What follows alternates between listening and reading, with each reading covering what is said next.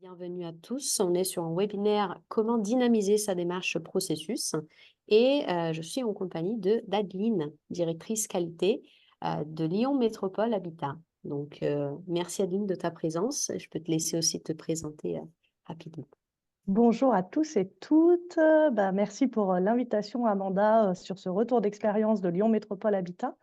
Moi, je suis directrice de la qualité et de l'audit dans cette entreprise depuis 1 an maintenant, mais entreprise que je connais bien puisque j'y suis depuis un peu plus de 8 ans et j'étais précédemment directrice d'agence.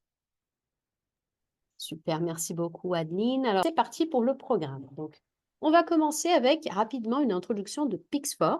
Il y en a certains qui ne nous connaissent pas, donc on va juste présenter rapidement la société et l'outil ou les outils qui sont derrière.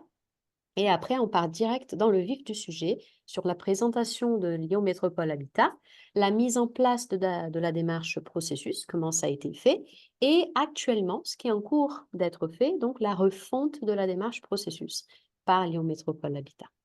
Donc, si vous êtes prêts, c'est parti pour Pixfor. Donc, Pixfor, c'est une société franco-canadienne qui est du coup un développeur de logiciels. Nous avons des modules, par exemple, liés à la gestion des risques, liés à l'audit interne, à l'amélioration continue, et le focus d'aujourd'hui, le module de gestion des processus.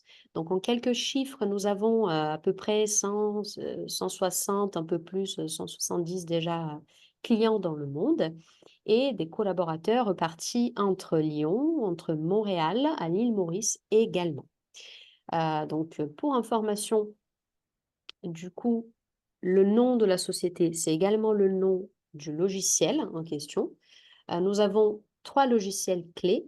Le logiciel Lyon, Lyon Métropole Habitat. Le Pixfor logiciel, exactement. Process. Exactement, Pixfor Process qui vous permet de modéliser vos processus, mais pas que. Ça vous permet également de construire tout un référentiel tracé en termes de versionning, en termes de workflow et cycle de validation et archivage aussi des anciennes versions. Nous avons le module Improver, donc Pixfor aussi Improver, qui vient rajouter la couche amélioration continue. Donc, ça vous permet d'identifier des non-conformités, des points d'attention, des points d'amélioration, même des points forts, et comment ils sont traités au sein d'une organisation. Pour information, ce module permet également de créer et gérer des audits. Et pour conclure, le troisième module plus important à vous présenter aujourd'hui, c'est le Pixfor Risque, qui vient donc greffer la partie analyse des risques avec la cartographie des risques. Bon, aujourd'hui, notre focus reste quand même les processus, la gestion de processus. Donc, nous, avec notre logiciel, notre but, c'est de vous aider à maîtriser vos connaissances en interne, de clarifier des rôles et responsabilités pour faciliter une montée en compétences de vos collaborateurs et aussi une bonne gestion du changement, mais également vous permettre d'optimiser l'organisation et gagner en performance. C'est ça tout le but de la démarche processus et d'ailleurs Adeline pourra en témoigner par la suite. Donc, on ne va pas voir aujourd'hui le logiciel. Pour information, nous aurons, pour ceux qui sont intéressés par le logiciel en soi, une démonstration. Donc, je vous parlerai à la fin de la présentation. Mais pour information, qu'est-ce qu'on y retrouve? Comme ça, au moins, vous savez, par rapport à ce qu'Adeline nous présente, ce qui, du coup, a pu être construit avec le logiciel. Nous avons des cartographies, des graphes modélisés. Nous avons des documents, donc il y a quand même un peu de gestion documentaire qui est rattachée à vos processus. Nous avons les moyens et ressources utilisés, donc des acteurs de l'organisation et externes qui participent aux différentes procédures. Et nous avons bien entendu les utilisateurs qui peuvent être rattachés aux différents rôles. C'est encore une fois une rapide introduction. N'hésitez pas, si vous voulez partager de la démonstration, si vous voulez participer à la démonstration la semaine prochaine, on abordera plus en détail ces points. Juste une chose importante à comprendre, c'est que le logiciel se base sur une méthodologie qui s'appelle Calligram et elle nous présente donc une méthodologie en 3 niveaux. C'est important que je vous présente puisque Adeline, elle parlera justement des différents niveaux lors de sa présentation. Donc pour information, le niveau 1, il s'agit de construire une cartographie principale, macro de la société avec les périmètres plus importants, les processus prioritaires. Et du coup aussi rentrer en détail dans le périmètre choisi. Donc on verra après de quoi je parle. Ensuite, nous avons le niveau 2 qui est plus connu de tout le monde. C'est un logigramme classique, la modélisation avec les différentes colonnes en haut d'une page. Nous, on modélise en vertical. Et ces acteurs, ils interagissent pour après, justement, fournir un livrable à la suite. Et enfin, troisième niveau qui existe dans l'outil, niveau instruction ou connu aussi comme étant le mode opératoire, dont on propose également un mode graphique. Voilà, donc chaque niveau, vous voyez des petits exemples. Le niveau 1, ça, pour le coup, c'est le niveau 1 global et au niveau de la gestion des achats, c'est le niveau 1 ciblé au périmètre achat. Ensuite, vous avez ici un exemple du niveau 2. Donc, vous voyez, en haut de la page, nous avons les différents acteurs, les différentes colonnes et les tâches faites du coup par chaque acteur. Et pour conclure, le niveau 3, on est sur vraiment l'opérationnel, le détail de ce qui est fait. Voilà, donc ça c'est un peu la base pour pouvoir comprendre la suite. Et on pourra donc passer à la présentation de Lyon Métropole Habitat. Adeline, je te passe la parole. Oui, rebonjour. Donc, Lyon Métropole Habitat, nous sommes un bailleur social, office public de l'habitat, et nous sommes rattachés à la métropole de Lyon. Nous sommes 3 bailleurs rattachés institutionnellement à la métropole de Lyon. Ce webinaire se déroule une semaine avant le congrès HLM porté par l'Union sociale pour l'habitat qui aura lieu semaine prochaine à Montpellier. Vous dire que nous aurons la chance d'y participer autour d'une table ronde sur le choc de l'offre, mais aussi nous sommes lauréats d'un appel à manifestation d'intérêt chez GRDF. Donc, certains, si vous y allez, pourront entendre parler de notre entreprise. Mais un peu plus en détail, Lyon Métropole en Habitat, en chiffres, en quelques chiffres, qui sommes-nous? Nous sommes une jeune entreprise, puisque nous sommes une entreprise qui a été créée en janvier 2016. Et pourtant, nous avons une longue histoire parce que nous sommes le fruit de la scission avec un autre bailleur qui s'appelait l'OPAC du Rhône. Et l'OPAC du Rhône est une très vieille entreprise née en 1920, créée par l'un des pères fondateurs du logement social, à savoir Laurent Bonnevet. Alors, en quelques chiffres, nous sommes le premier bailleur social de la métropole, rattaché à la métropole, avec 27 000, un peu plus de 27 000 logements tout publics et presque 7 000 logements qu'on dit en résidence spécialisée, donc pour un public particulier.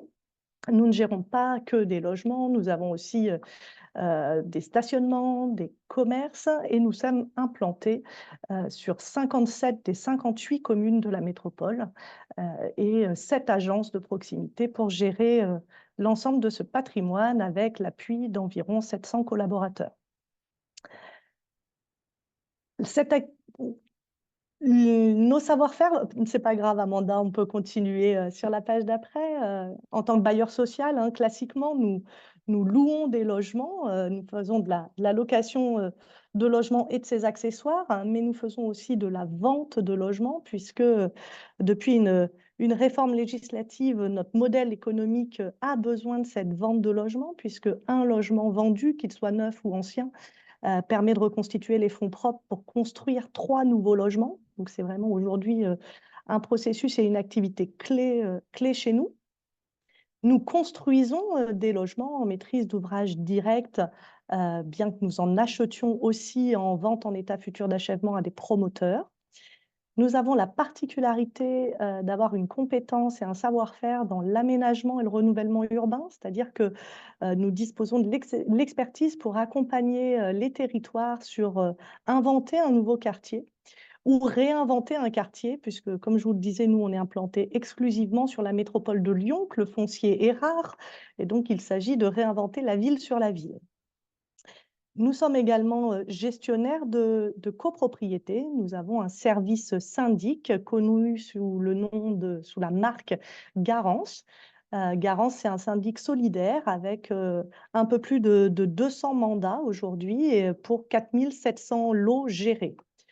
Alors, avec tous ces savoir-faire, une organisation au service de notre expertise, organisation générale qui a été revue en janvier 2023. Classiquement, notre organisation, elle s'appuie sur des piliers connus chez les bailleurs sociaux, un département stratégie et valorisation immobilière qui est plutôt orienté patrimoine, un département territoire et relations de proximité qui, lui, est plutôt orienté client, aussi bien locataire que copropriétaire, puisque le syndic Garance est rattaché à ce département, un département juridique et foncier, ressources humaines, et puis des directions d'expertise, et en particulier la direction de l'innovation sociale et des partenariats. Et j'ai gardé ma direction pour la fin, la direction de la qualité et de l'audit, donc qui a été créée en janvier 2023. Donc c'est assez récent puisque notre entreprise, elle, je vous disais, date de janvier 2016. Et c'est un signal fort envoyé par notre directeur général actuel qui a porté cette nouvelle organisation, d'un message de repositionner la qualité et de la faire clairement apparaître comme un enjeu porté dans l'entreprise. Signal fort, mais qui partait pas de rien. Lyon Métropole Habitat, nous sommes certifiés et labellisés sur différents périmètres de nos activités. Nous avons la certification ISO 50001 qui est le management de l'énergie depuis 2017 avec une politique énergétique et des objectifs à atteindre qui nous amène fièrement à dire qu'aujourd'hui, 38% de notre parc en pleine propriété est chauffé par des énergies renouvelables. Alors, quand on dit énergie renouvelable, on parle aussi bien des panneaux solaires que des réseaux de chaleur urbains qui alimentent par une énergie des déchets ou du bois.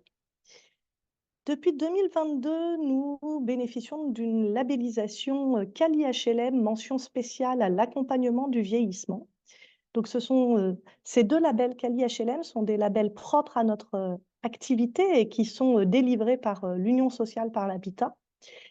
Qui sont des labels qui ont la particularité que nous nous donnons à nous-mêmes nos propres engagements de service, nos propres objectifs. Et l'idée, c'est l'amélioration continue et l'ambition de cycle en cycle. Donc, sur le vieillissement, depuis 2022, nous portons l'ambition d'avoir d'ici 2030 15% de nos logements qui soient adaptés aux personnes âgées ou handicapées, mais aussi d'organiser notre gestion locative et notre gestion de proximité avec une veille particulière pour les personnes âgées ou vulnérables. Et puis, depuis plus longtemps, depuis 2017, on est Quali HLM 10 Socle, qui porte les engagements de service à destination des locataires et des accédants, et qui évalue également tout le système de management de la qualité. Et nous sommes heureux du travail accompli et reconnu par la profession, parce que cette année 2024, notre label a été renouvelé, oui, Amanda, a été renouvelé pour 3 ans. Et donc, on a eu le plaisir de le communiquer tant en interne qu'en externe sur les réseaux sociaux, mais aussi sur notre site web. Alors, pour arriver à ces certifications, ces labels, eh bien, oui, la démarche processus, elle est en place chez Lyon Métropole Habitat depuis un certain temps. Et tout a commencé dans les années 2010 avec une réflexion autour des processus visant, très orienté processus service au client, parce que notre volonté était de rendre clairs certains processus pour pouvoir les externaliser. L'ambition était d'externaliser notre centre de relations clients, ce qui est le cas depuis 2012. Et pour que ce soit efficace, la volonté, c'était que un client qu'il s'adresse chez Lyon Métropole Habitat par téléphone et donc qu'il tombe en ligne avec un téléconseiller qui n'est pas salarié de Lyon Métropole Habitat ou qu'il vienne physiquement à notre rencontre sur nos différents points d'accueil, eh ben, il ait exactement le même niveau de réponse. Donc pour cela, il a fallu vraiment clarifier les processus, les procédures et travailler des scripts de réponse. Pour ça, ça a été vraiment un travail au long cours qui s'est inscrit dans une démarche globale qu'on a appelée la démarche d'amélioration du service au client. Et l'outil utilisé a d'ores et déjà été Calligram, qui est l'ancien nom de Pixfort. C'était donc très orienté service aux clients. Janvier 2016, création de Lyon Métropole Habitat, puisque donc cette première démarche était du temps de l'Opac-du-Rhône. Et là, en 2016, une volonté d'élargir cette démarche processus, procédure, pour aller vers une notion aussi le compléter d'une notion de qualité du produit. Et du coup, a été créée dans l'organisation une cellule stratégie et performance, et il y avait 2 personnes, mais une personne plutôt orientée processus client et une plutôt orientée processus produit. Ça a un peu moins bien marché parce qu'il y avait moins d'enjeux et d'échéances. Voilà, il n'y avait pas une échéance ferme pour faire aboutir. J'ai commencé du coup à esquisser quelques points de fragilité, hein, que nous avons pu identifier et qui nous a amené à nous re-questionner depuis quelque temps. Le premier, c'est qu'en fait, il n'y avait pas de démarche globale. On était vraiment soit sur une notion de service au client, soit sur une notion de qualité du produit, le logement, et pas globalement la qualité de l'entreprise, enfin la qualité des activités de l'entreprise. Ensuite, un seul acteur du projet, un dédié au client, l'autre dédié au produit, et peu de croisement, de synergie, de co-construction, de co-réflexion, ce qui a généré des difficultés. Ensuite, une gestion documentaire hétérogène. Amanda vous disait que dans l'outil Pix4, au-delà de modéliser graphiquement des processus, des procédures, il y a aussi toute une partie gestion documentaire. Mais qu'est-ce qu'on y met, qu'est-ce qu'on met ailleurs, comment on le maintient, c'est un vrai sujet.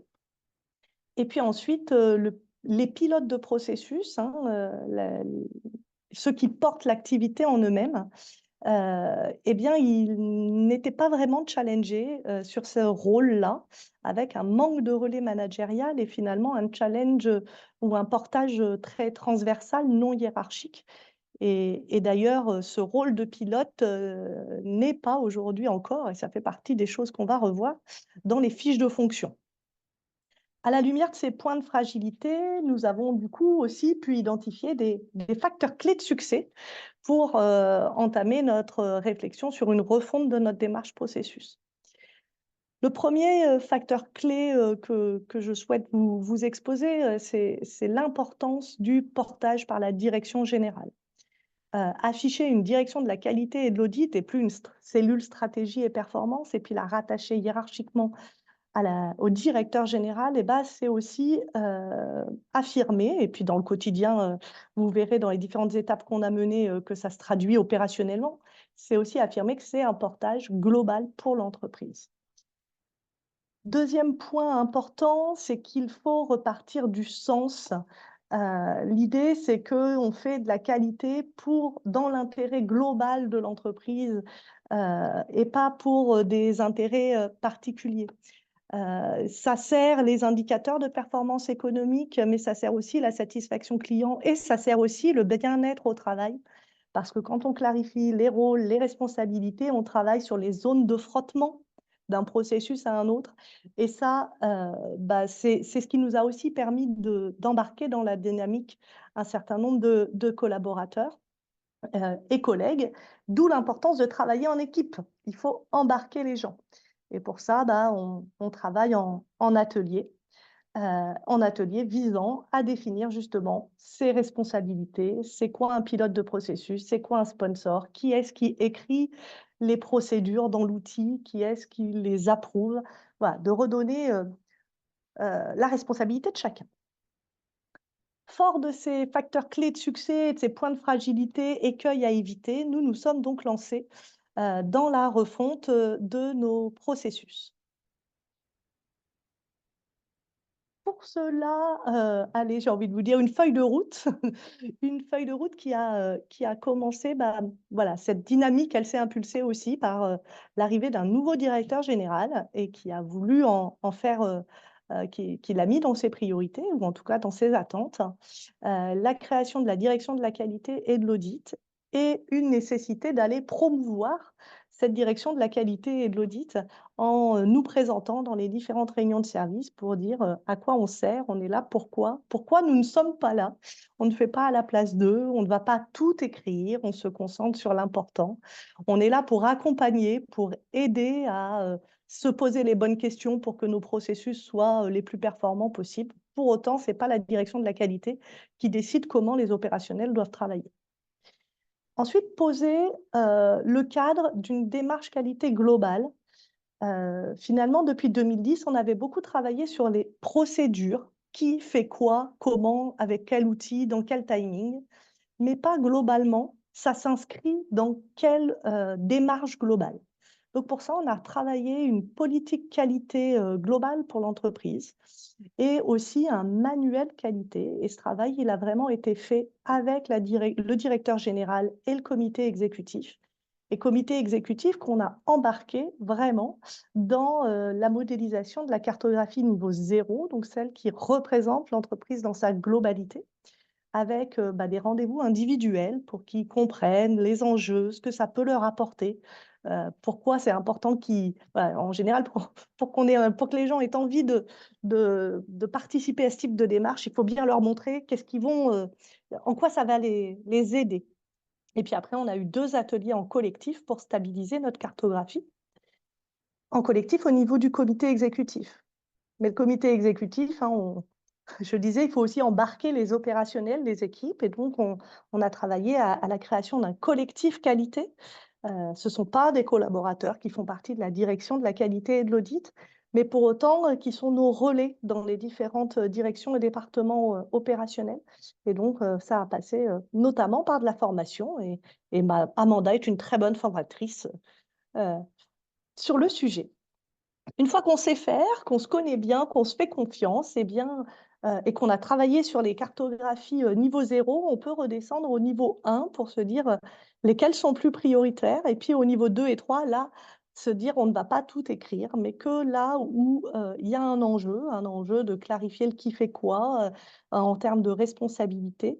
Et puis aussi un enjeu d'expertise rare. On a un seul collaborateur qui fait telle activité, il faut absolument qu'on la pose pour maîtriser le risque. Un jour, il est malade, il n'est pas là, faut avoir les grandes lignes. Alors, je me Tout ça. permets, Adeline, de rajouter une chose par rapport à ce que tu présentes qui est très bien.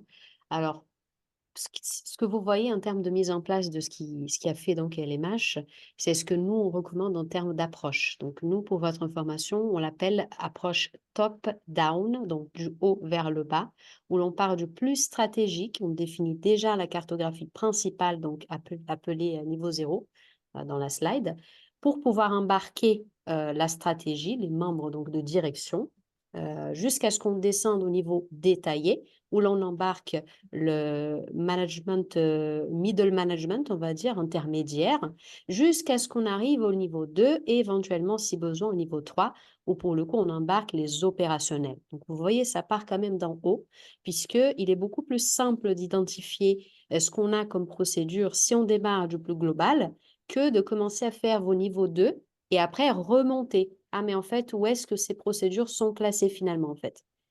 C'est dans quel cadre, c'est dans quel périmètre? Donc, je me Et, permets juste, Adeline, de compléter. oui, oui, Là-dessus. puisqu'en plus, c'est vraiment un peu le tort qu'on a eu au début, de travailler un peu à l'envers.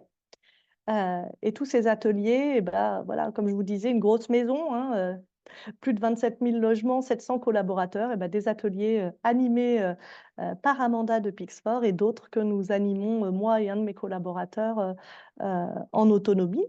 Et l'idée, c'est de faire vivre cela. Il faut en parler beaucoup, souvent, donner envie. Quand j'ai dit ça, il y a encore beaucoup de choses à faire. Il y a encore beaucoup de choses à faire avec notamment un déploiement opérationnel. Aujourd'hui, notre cartographie niveau 0, nos collègues ne la voient pas encore. Alors, à force qu'on en parle, on suscite l'envie. Mais pour la déployer, il va falloir aussi qu'on reforme nos collègues à l'utilisation de l'outil Pixfort. Et puis, travailler sur le SSO, qui est l'outil qui permet d'identifier les collaborateurs comme des utilisateurs de Pixfort. Nous, on veut le retravailler pour qu'on puisse y associer directement du nom qu'on associe le rôle, puisque, comme vous a montré Amanda dans les niveaux 2 vous avez un rôle par colonne. L'idée, c'est le rôle chargé d'accueil, et bien que toutes les personnes qui sont chargées d'accueil, dès qu'il va y avoir un changement sur un graphique, une mise à jour, eh bien, hop, ils puissent avoir une notification parce que leur nom est associé au rôle. Tout ça, voilà, je vous ai dit, accompagner les utilisateurs, mais aussi poursuivre la démarche d'amélioration continue. Alors, c'est une démarche humaine au quotidien. Depuis quelques années, on mène des audits de processus, mais c'est aussi à travers l'outil Improver que nous avons commencé à découvrir en cette année 2024 et que nous souhaitons pouvoir déployer en 2025.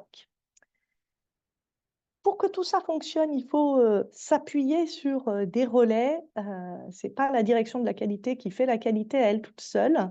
Et donc, on va profiter de nous, les bailleurs, enfin, les bailleurs sociaux qui sont office public de l'habitat. Nous avons eu une modification de notre convention collective qui nous oblige à travailler nos fiches de fonction.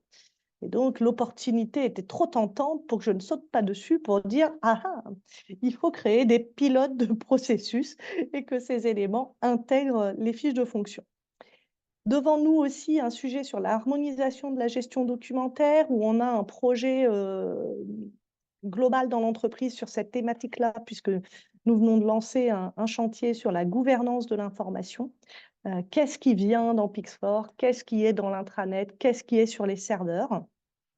Et puis en parallèle, continuer à animer le collectif en termes humains, mais aussi pour aller sur un cran de plus qui n'a jamais existé vraiment chez LMH, la revue des processus régulièrement, puisque l'outil permet de générer des alertes pour s'assurer que voilà, les graphes sont toujours d'actualité, est-ce qu'il n'y a pas des choses qui ont changé, et pas seulement le faire à l'occasion des audits. Et puis suivre les différents plan d'action d'amélioration et on en a notamment avec les audits externes. Voilà sur la démarche globale. Alors, du coup, concrètement, à quoi ça ressemble maintenant? Vous avez devant vous à gauche notre cartographie niveau 0 telle que les collaborateurs la voient aujourd'hui et à droite celle qu'ils verront demain mais qui est d'ores et déjà validée par notre COMEX. Avant que je vous parle plus longuement de celle de droite, celle de gauche, vous pouvez juste constater qu'il n'y a pas de lien entre les différents processus. Ce sont des blocs qui sont juxtaposés les uns avec les autres. Donc, on ne perçoit pas les enchaînements de valeurs. Ensuite, il n'y a pas de finalité posée. Voilà, c'est vraiment une juxtaposition. Et l'idée première, c'était, voilà, il est où mon service? Où est-ce que je me vois? Or, ça, ce n'est pas la philosophie pardon, ce n'est pas la méthode BPM et on a vraiment voulu revenir à ça. Alors, un petit zoom sur notre cartographie revue. Cette cartographie, donc classiquement, vous avez les processus de gouvernance en haut, les processus support en dessous et les cœurs de métier au centre, processus de réalisation. Ça se lit de gauche à droite. On part des attentes de nos parties prenantes, que ce soit les parties prenantes clients finales, mais aussi parties prenantes institutionnelles. Hein. Comme je vous disais, la métropole de Lyon est notre organe de tutelle et c'est une partie prenante clé. Et puis en tant que bailleur, voilà, les promoteurs, les mairies sont nos parties prenantes. L'idée, c'est de poser les grands processus, les grandes activités de l'entreprise et de les lier entre elles. Donc, le développement de l'offre nouvelle est le premier processus qui, pour nous, permet d'avoir un nouveau bien ou une opportunité pour réaliser des opérations d'aménagement. S'il s'agit d'un nouveau bien, un jour ou l'autre, ce bien aura besoin d'être valorisé, d'être entretenu, réhabilité, transformé, voire démoli. Quand ce bien est valorisé, il est donc louable. Et là, voici un autre de nos grands savoir-faire que vous retrouvez, assurer une offre de services locatifs. Mais ce bien valorisé, nous pouvons être amenés à le vendre et il devient donc une offre. On se rappelle, un des cœurs de métier pour notre modèle économique. Et puis, le logement social aujourd'hui est de plus en plus en copropriété et donc parfois nous avons besoin de confier un mandat à un syndic et nous sommes syndic. Et là, on retrouve toute l'activité de syndic. Une volonté de notre comité exécutif d'à travers aussi cette cartographie, mettre en lumière quels sont nos grands savoir-faire et de se dire un nouvel arrivant, il aura l'organigramme, mais il aura aussi la cartographie des processus qui lui dit bah, travailler chez LMH, LMH, on fait quoi? Voilà l'idée qui a gouverné la réécriture de cette cartographie. Et puis, comme on est resté dans cette logique, partir du top pour aller ensuite dans le détail, on a voulu cartographier en niveau 1 détaillé le processus d'amélioration continue et concertée en reprenant la boucle vertueuse du PDCA. D'abord, je planifie, et donc c'est la gouvernance des processus. Je définis une politique qualité, des objectifs, des indicateurs. Je planifie mes revues et mes audits. Je sensibilise mes collaborateurs sur cette thématique-là. Donc, on a de la sensibilisation des nouveaux arrivants, comment on accompagne les évolutions des processus avec des journées de professionnalisation, des webinaires. Et puis, on se donne des objectifs qu'il faudra suivre à travers des indicateurs. Et des résultats de ces indicateurs, on assure la surveillance des activités par la gestion des écarts, des propositions d'amélioration. C'est ça qu'on fait de manière artisanale et qu'on aimerait voir arriver dans Improver pour l'avenir. Et puis, suivre les plans d'action d'amélioration qui, eux, permettent aussi de déterminer des recommandations qui doivent faire évoluer une nouvelle planification et la boucle est bouclée pour ce qui est du processus lui-même. Et puis, il y a des choses qui gravitent autour, ce sont les données d'entrée et de sortie qui viennent impacter le processus en lui-même. Voilà comment ça peut se lire. À partir de là, quand on travaille le processus de niveau 1 détaillé, ben on se dit quel est l'élément qui, pour nous, nécessite d'aller travailler la procédure en elle-même. Vous avez un exemple, Amanda, vous disiez que vous pourrez avoir une démo prochainement, mais juste, voilà, les différents acteurs y sont, les modèles de documents, on cartographie les outils, on cartographie s'il y a des contraintes de qualité, de temps. Ça nécessite d'apprendre à le lire, mais c'est un enchaînement logique, donc c'est assez simple. Je rebondis sur ce qu'il disait Adeline, justement, dans la séquence d'explication sur les graphes. Vous voyez comme en plus d'être levier d'identification des non-conformités dans une organisation, les processus, ils permettent aussi de faire monter en compétence les collaborateurs. Donc, ce qu'elle disait, c'était vraiment très important. C'est-à-dire que quand une nouvelle personne arrive à la société, bah, pour qu'elle comprenne très clairement ce qui fait une société, on peut tout simplement commencer à montrer la cartographie principale de la société pour qu'elle voit donc le modèle d'activité économique de la société et après zoomer là où elle apparaîtra dans son périmètre et elle pourra prendre en main justement les procédures plus critiques associées à son poste de travail. Donc c'est aussi un levier de formation des collaborateurs très très important justement. Hop. Pour redynamiser notre démarche processus, comme je vous ai montré dans ce planning qu'on a vu tout à l'heure, un grand enjeu autour de la communication et le sens apporté à dire, à redire, à communiquer plusieurs fois. Donc, à titre d'exemple, vous avez à l'écran un article qui est paru sur notre intranet. Cet article a été publié à l'occasion justement de la finalisation de notre politique qualité. Il faut savoir que comme nous avons une certification et 2 labels, nous avions déjà des politiques qualité, mais spécifiques à chaque label. Et pour cette année 2024, avec l'appui de notre directeur général, nous avons voulu porter une politique qualité globale à l'entreprise afin d'indiquer à l'ensemble de nos collègues que ce n'est pas parce que notre activité n'est pas directement associée à l'obtention d'un ou l'autre label qu'il ne contribue pas à la qualité globale de l'entreprise. C'est ce que je vous disais dans la refonte, on est vraiment sorti du processus au service d'un objectif précis pour passer à les processus au service de la performance globale de la maison. C'est pour ça que ça s'est accompagné d'une politique qualité globale entreprise. Il faut aussi leur donner des outils pour comprendre le logiciel Pixfort et bien s'en servir. Donc, il y a un guide utilisateur qui est en cours de finalisation, de réécriture et de finalisation, qu'on va pouvoir diffuser à tous en début d'année prochaine quand on va déployer cette nouvelle cartographie et tout ce qui a été fait en dessous. Et puis, on a retravaillé également notre référentiel méthodologique qui est le guide de normalisation dans l'outil Pixfort parce que nous avons aujourd'hui 10 collègues qui modélisent des processus et des procédures dans l'outil et que c'est important que nous le fassions tous avec les mêmes clés de lecture pour qu'un collègue qui se promène et cherche une info ait visuellement quelque chose d'homogène.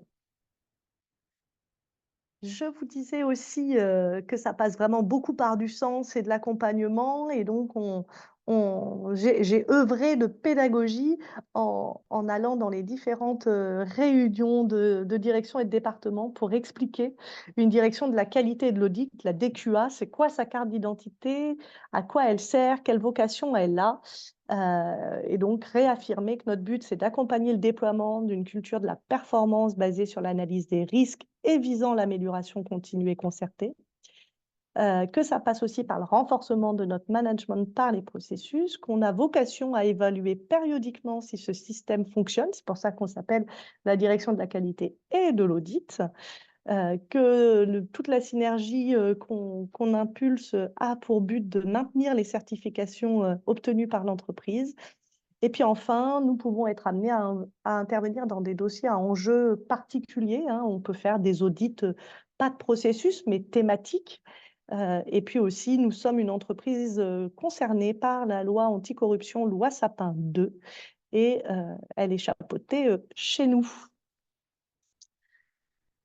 En conclusion, si j'avais un conseil à quelqu'un à l'un d'entre vous qui voudrait se lancer dans soit le lancement d'une démarche processus ou la refonte, c'est vraiment de se dire qu'il y a deux piliers qui sont indissociables. C'est la combinaison d'un engagement fort de la direction générale et l'engagement opérationnel des équipes. S'il y a le portage stratégique, mais qu'il n'y a personne pour faire, ça ne marche pas. Mais s'il y a des gens qui font et que ce n'est pas porté par la stratégie, ça ne marche pas non plus. Il faut vraiment la combinaison des deux. C'est très, très bien, Aline. Merci beaucoup pour ton conseil, pour la présentation. J'ai vu du coup qu'il y a des questions. Et ben, alors, de Virginie. Donc, tout d'abord, merci pour cette présentation très claire. Voilà, Adeline, De c'est ce que rien. je te disais. Je me heurte à la même difficulté de mobilisation des opérationnels. Comment faites-vous pour les embarquer? Quels bénéfices pour eux avez-vous mis en avant? Alors, pour Bonne les question. embarquer, très clairement, on n'embarque pas tout le monde et il ne faut pas essayer d'embarquer tout le monde. En tout cas, dans une entreprise à 700, c'est une énergie inutile à dépenser. Par contre, voilà, parce qu'il y a un portage de la direction générale, il y a eu une demande d'avoir un relais dans l'ensemble des départements et directions. Et du coup, il y a un opérationnel à minima par direction qui est notre interlocuteur privilégié. Alors, tous ne sont pas modélisateurs. Oui, on écrit, mais voilà, maintenant, je peux avoir des feuilles A3 qui m'arrivent dans mon bureau avec un graphe qui est modélisé et on n'a plus qu'à prendre une demi-heure pour bien être sûr que j'ai compris ce que la personne voulait dire. Et l'intérêt, alors il y a d'abord voilà, le portage et quelque part ça passe par j'impose. Et puis ensuite, l'intérêt, ils le voient parce qu'il faut retrouver les documents, simplifier l'accès à l'information. C'est vraiment ça. C'est la simplification de l'accès à l'information qui est le message le plus fort pour embarquer en fait. Et si je peux me permettre aussi de rajouter un des points clés que nous, on a pu constater auprès d'autres clients avec qui on a pu faire des projets et accompagner, il y a deux points de formation très intéressants, des choses qu'Adeline compte faire également l'année prochaine, c'est de réaliser des espèces de webinaires, pas que sur l'outil, mais sur la démarche. En fait, faire passer un message au niveau de votre communication, de votre société, invitant les personnes à participer même si nécessaire, aller de porte à porte, inviter les personnes à se connecter pour comprendre ces démarches. Faire une rapide présentation Pas besoin de faire 1 heure, vu que voilà, c'est difficile d'engager les gens. Donc 30 minutes, rapidement, ce que c'est la démarche, est-ce que vous avez un outil en place, de quoi vous avez besoin de la personne et pourquoi pas organiser des sessions de formation également. La deuxième chose que j'ai vue qui a beaucoup, beaucoup marché pour essayer de convaincre certains, c'est de les inviter aux ateliers de modélisation. Donc forcément, ce qu'il dit Adeline, en fait, c'est quand ils voient clairement l'intérêt du processus, qu'ils comprennent l'utilité de la démarche. Et quand on fait des ateliers, on pose beaucoup de questions sur les activités, les outils utilisés, les documents utilisés, et la personne se dit, ah, mais en fait, waouh, c'est très clair. Ou alors, en fait, il me manque tel outil. Et elle commence à se rendre compte des bénéfices de mettre à plat ce qu'elle fait, en fait, tout simplement. Donc, participation aux ateliers, si vous pouvez inviter des collaborateurs et animer des webinaires, des formations, ça aide à embarquer des gens. Très clairement, juste pour conclure, comme dit Adeline, on ne peut pas embarquer tout le monde d'un coup. Il y aura malheureusement des gens qui vont soit jamais participer, soit ne sont pas intéressés, mais on peut quand même essayer petit à petit de choper quelques-uns qui sont plus moteurs et pourquoi pas voilà, faire continuer et perdurer la démarche. Juste en complément, qui a accès à l'outil? Chez nous, tous les collaborateurs administratifs, il n'y a que les gardiens d'immeubles qui n'ont pas accès à l'outil. Donc en consultation, c'est tous les collaborateurs administratifs qui sont directement créés utilisateurs, à leur arrivée. Quand leur compte, est créé, ça crée automatiquement dans Pixfor. Super. Alors, nous avons Claudine qui nous dit très clair en effet, donc la présentation, merci beaucoup, bien fait, super. Nous avons donc Mohamed qui nous dit la même chose, merci pour cette présentation claire. Nous avons donc Honoré qui nous dit merci pour la présentation, dans le montage de la démarche qualité. Est-il indispensable de faire l'audit interne qualité et la revue de processus? Est-ce qu'il est indispensable de faire l'audit interne et la revue de processus? Alors, j'ai envie de vous dire non, puisque nous, on a commencé à faire des processus et des procédures en 2010. On a commencé les audits internes en 2019 et les revues de processus, c'est l'étape qui est devant nous. Donc non, on peut se lancer sans faire tout ça. Par contre, pour être vraiment dans cette démarche d'amélioration continue et d'embarquer les gens et de voir que ça leur apporte, qu'ils n'écrivent pas des graphes juste pour que ça reste des plaques de marbre qui n'évoluent pas, et puis pour donner de l'intérêt aux collaborateurs, quand ils vous font remonter des choses, voir que les choses évoluent, qu'on leur donne des réponses, et bah oui, ça devient important. Tout à fait. Alors, hop. Ensuite, nous avons Virginie, merci pour la réponse. Alors, j'aimerais aussi savoir qui utilise l'outil mis en place. Est-il accessible à tous, à minima en consultation? Donc ça, j'ai répondu oui. Tous sauf les gardiens. Tous sauf les gardiens. Effectivement. Hop. Ensuite, j'aimerais savoir quelles sont les difficultés majeures que vous avez rencontrées tout au long de ce projet et comment vous les avez gérées. Les difficultés majeures, c'est vraiment sur les procédures qui impactent plusieurs départements, arriver à clarifier les rôles, les responsabilités quand on a plusieurs acteurs et comment on les a gérés. Eh ben, en prenant le temps de faire des ateliers, on fait un atelier, parlez-moi de comment vous travaillez, on modélise, on revient, j'ai compris ça. Est-ce que c'est bien comme ça qu'il fallait le comprendre? Ah non, non, et on réajuste. Et c'est voilà, le plus dur, c'est quand on est sur un processus qui fait intervenir plusieurs directions. Parfait. Hop. Ensuite, merci pour cette présentation. Donc, c'est Nathalie qui nous écrit. Comment avez-vous mené votre chantier de gouvernance de l'information?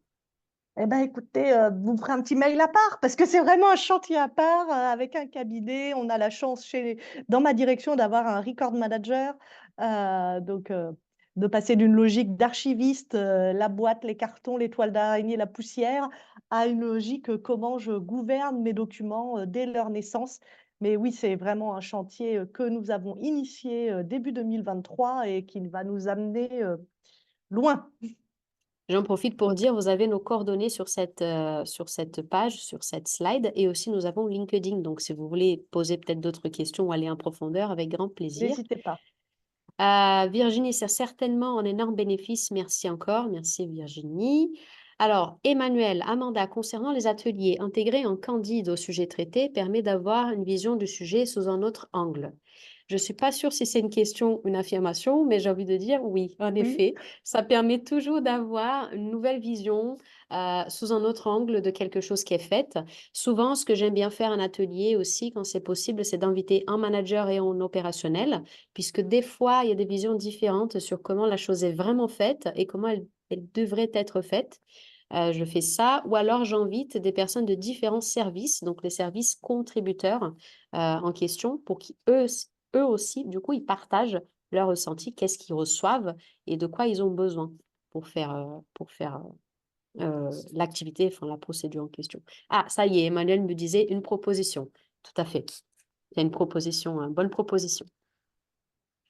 Merci pour la réponse, avec plaisir honoré. Donc, pour le coup, à ce jour, quel est le niveau d'implication du personnel d'LMH?